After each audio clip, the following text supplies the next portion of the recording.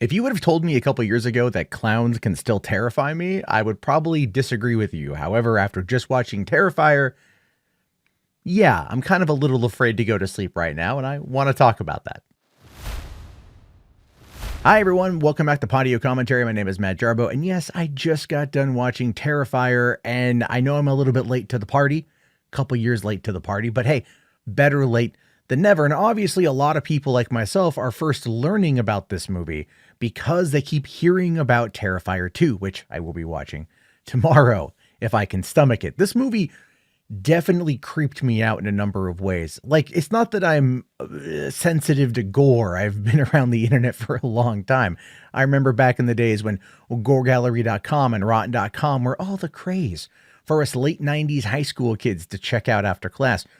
But there was something about the way that this movie was made that like from the offset absolutely just kind of creeped me out. And I will fully admit I had to leave I was going to watch it in the dark. I didn't watch it in the dark. I kept my light on, my lamp, just because, man, the opening of the movie showing like the slow zoom in on, or the slow, dolly in on the TV. And you have the interviewer talking about the massacre. And then it just kind of does this quick cut to the surviving victim. And you can see that there's like a lot of just, oh my God, happening there.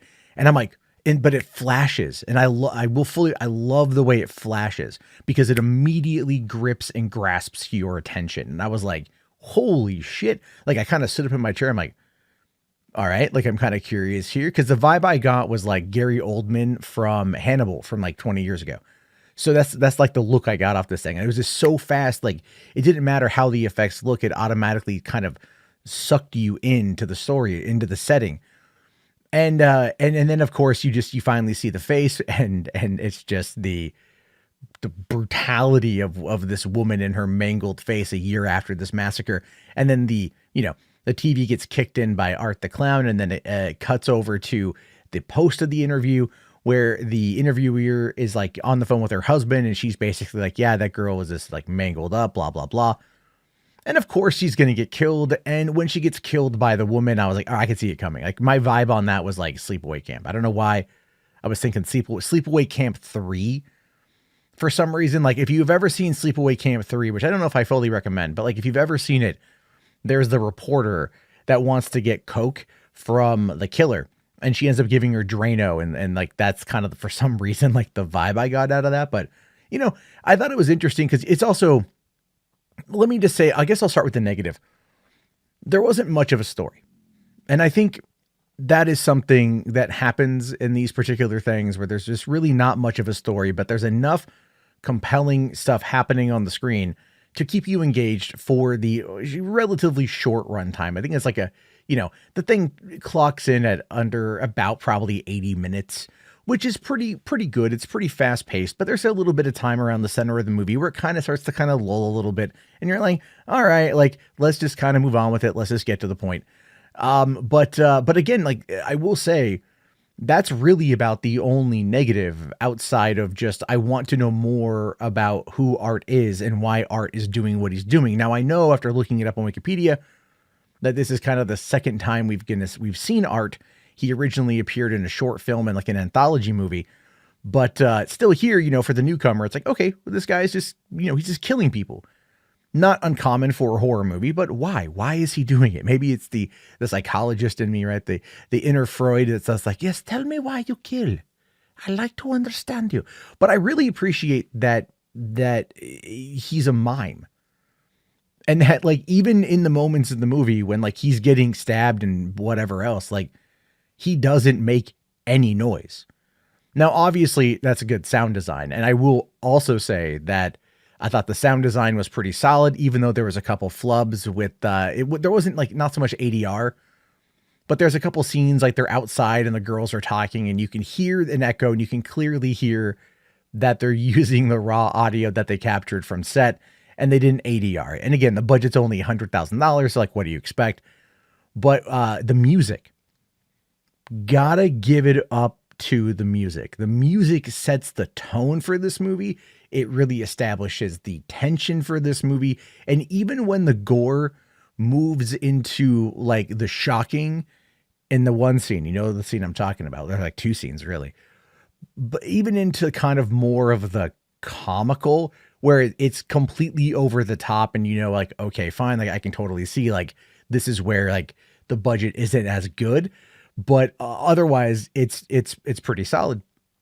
But the music is there and the music really sets the scene. And I give a lot of props to the composer who was able to create a score that kept you engaged when vast amounts of this movie have absolutely no dialogue. And that is actually a really, really, really solid like storytelling device because you're waiting for something to happen. You're listening for what's happening. I watched it with my headphones on, but it's like you're listening for what's going on. And they did a really good job at like trying to make you feel like you're in there and you're trying to listen. Like when Victoria is trying to like hide from Art and she's listening and stuff. Like, I think for me, I was like, okay, yeah, I'm listening to see like if he's moving, what's going on. But then I'm also listening to like her moving, her breathing, things like that, you know, and like how much of it she would kind of give away really, if like in a realistic sense. But it was still enough, compelling enough to watch and interesting enough to enjoy. I think part of the only issue, again, with that sort of like buildup of suspense is that there's times where you're just waiting for the scare. Like, you know, the scare is coming. And I don't know if that works to the film's detriment or to its success necessarily. Where the movie is the most terrifying is obviously the gore. That's also the primary selling point. When the one blonde girl gets taken, because you knew she was going to die, because she was a total pain in the ass to Art in the pizza shop. By the way, I just want to quickly point out, the pizza shop guy who gets beheaded and then like gets his head on fire was like, that was fucking like Halloween Kills level of like violence right there. Like this, it was like really, it was like, wow, I really enjoyed that. And then his buddy just getting like stabbed in the face repeatedly. That was pretty brutal as well. Like that stuff was nuts. But when she gets it and like they pull back the cloth, or Art pulls back the cloth and she's naked and she's upside down and you're like, holy shit, like something's going to happen here. We're going into genital mutilation territory. Like that is just apparent as hell. That got me. That actually got me. I was like, oh, Jesus Christ. I was just like, okay. Like, how much of this are they going to show? Obviously, it was a dummy. It was a body double. But man, they just like, they there's the visceralness of that scene was just insane.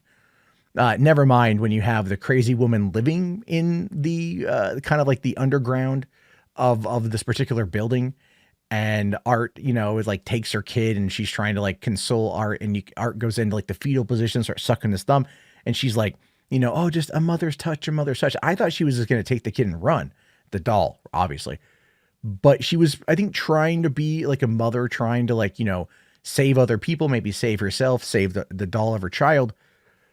But then like when he scalps her and then flays off her breasts and he goes all Buffalo Bill on this, I was like, dude, I just expected Goodbye Horses to start playing. I was like, you've got to be kidding me. Like, holy shit. But that was a little bit undercut by, you know, the following scene where the sister like hides inside of the closet and he sees her. And then just like, you know, he's like messing with her, but then he leaves. I mean, obviously it's building tension for the finale, but I was like, all right, like I kind of get it, you know?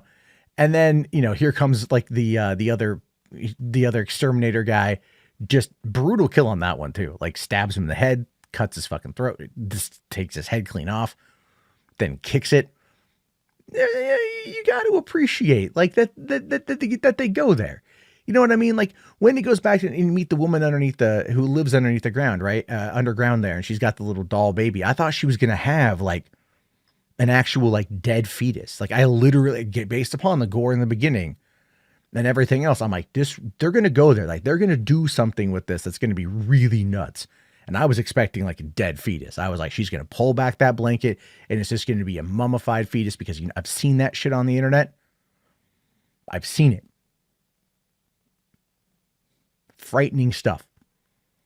There's a whole, look, quick aside.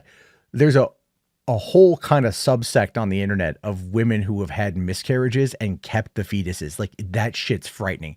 That's what I thought was going to happen here.